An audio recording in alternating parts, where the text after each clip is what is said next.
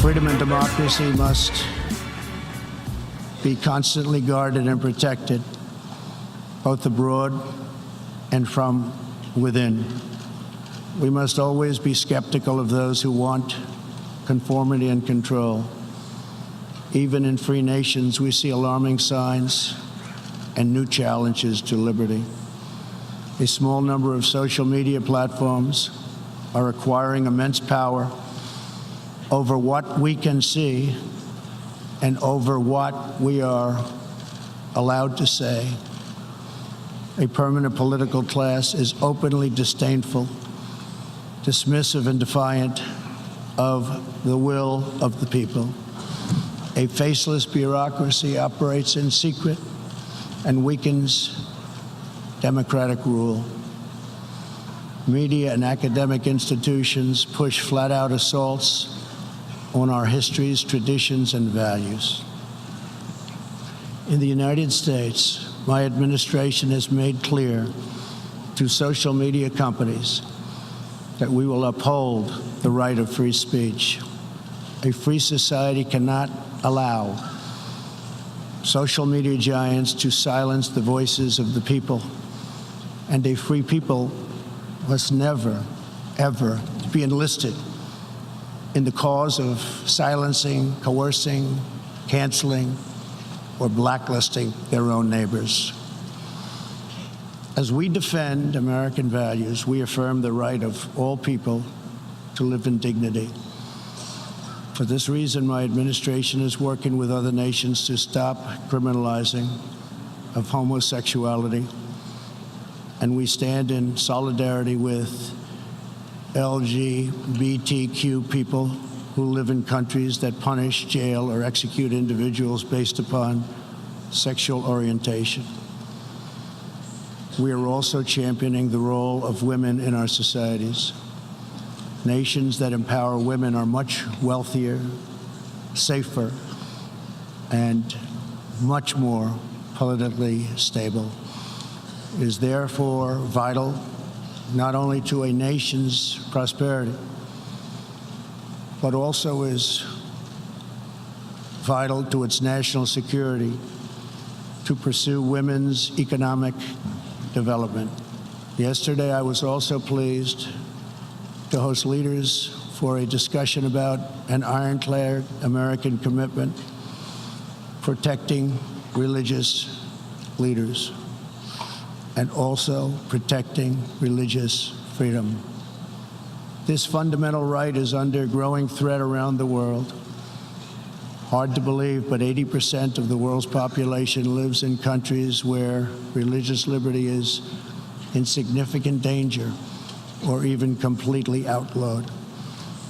Americans will never fire or tire in our effort to defend and promote freedom of worship and religion.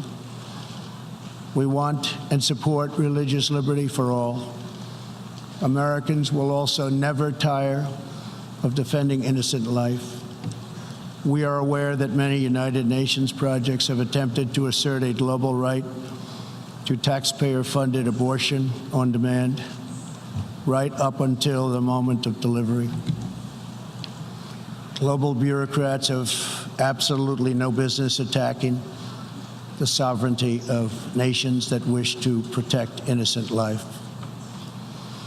Like many nations here today, we in America believe that every child, born and unborn, is a sacred gift from God. There is no circumstance under which the United States will allow international entries to trample on the rights of our citizens, including the right to self-defense. That is why this year I announced that we will never ratify the UN Arms Trade Treaty, which would threaten the liberties of law-abiding American citizens. The United States will always uphold our constitutional right to keep and bear arms. We will always uphold our Second Amendment. The core rights and values America defends today were inscribed in America's founding documents.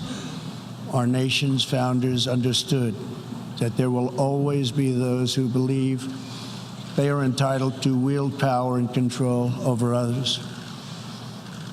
Tyranny advances under many names and many theories, but it always comes down to the desire for domination. It protects not the interests of many, but the privilege of few. Our founders gave us a system designed to restrain this dangerous impulse.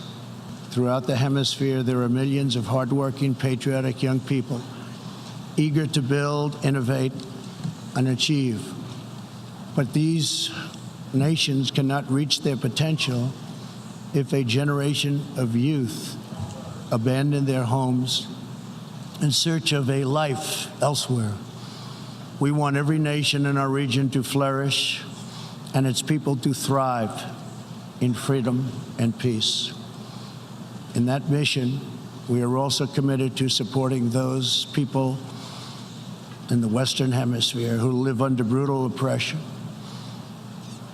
such as those in Cuba, Nicaragua, and Venezuela. Over 15,000 people have been detained as political prisoners. Modern-day death squads are carrying out thousands of extrajudicial killings. The dictator Maduro is a Cuban puppet protected by Cuban bodyguards, hiding from his own people, while Cuba plunders Venezuela's oil wealth to sustain its own corrupt communist rule. Events in Venezuela remind us all that socialism and communism are not about justice. They are not about equality. They are not about lifting up the poor. Socialism and communism are about one thing only: power for the ruling class. Today, I repeat a message for the world that I have delivered at home. America will never be a socialist country. These totalitarian ideologies, combined with modern technology, have the power to excise new and disturbing forms of suppression and domination. For this reason, the United States is taking steps to better screen foreign technology and investments and to protect our data and our security. The path to peace and progress and freedom and justice and a better world for all humanity begins at home. Thank you. God bless you. God bless the nations of the world. And God bless America. Thank you very much. President Trump has just finished his speech to the UN General Assembly. So you can see world leaders.